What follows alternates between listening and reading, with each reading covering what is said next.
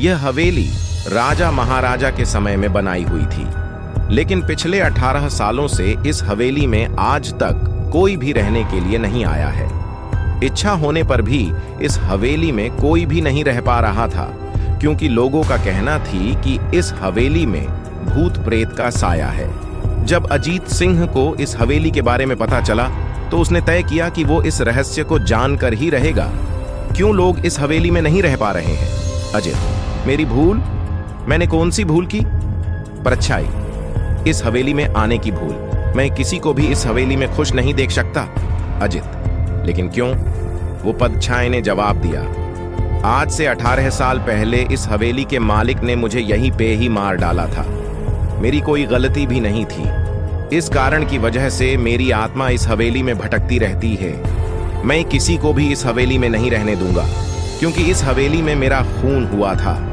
इस हवेली में जो भी रहने के लिए आएगा उसकी मौत होगी।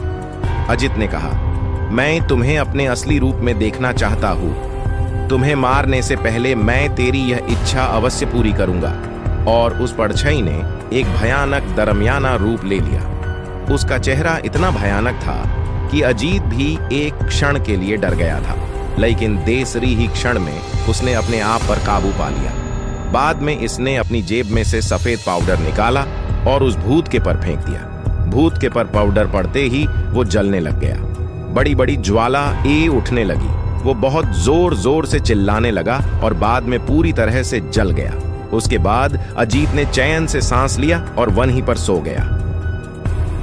दूसरे दिन सुबह जब अजीत को सही सलामत हवेली से बाहर आते देख अर्जुन को आश्चर्य हुआ।